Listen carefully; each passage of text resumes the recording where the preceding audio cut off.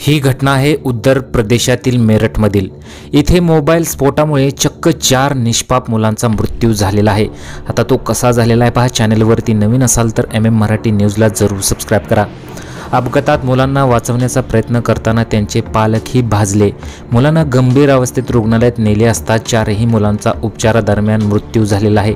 मिळालेल्या माहितीनुसार हे संपूर्ण प्रकरण मेरठच्या पल्लवपुरम पोलीस स्टेशन परिसरातील जनता कॉलनीतील आहे। शनिवारी रात्री उशिरा संपूर्ण कुटुंब घरात हजर होते।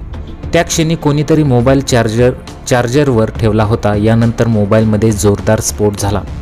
काही सेकंदातच आगीच्या ज्वाळा घरभर पसरल्या। घरातील कोणालाही विचार करायला वेळ मिळाला नाही आणि सगळे भाजले।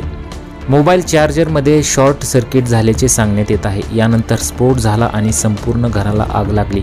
काही वेळातच आगीत घरातील पडदे आणि बेडशीटमध्ये पसरली। पालक आणि मुलांना काही समजले तोपर्यंत खूप उशीर झाला। कसेबसे मुले आणि पालकांना आगीतून वाचवून रुग्णालयात दाखल करण्यात आलं। तिथे उपचारादरम्यान 4ही मुलांचा एकामागून एक मृत्यू झाला।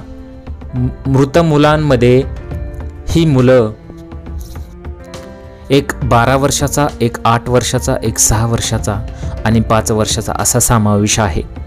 असं सांगण्यात येत आहे की मोबाईल चार्जरवर होता आणि त्याच वेळी निहारिका, गोलू आणि कालू मोबाईलवर गेम खेळत होते, ज्यामुळे याचा स्फोट झालेला आहे। त्यामुळे कधीही मोबाईल चार्जर लावून गेम खेळू नये किंवा कुठल्या ॲक्टिव्हिटी करू नये।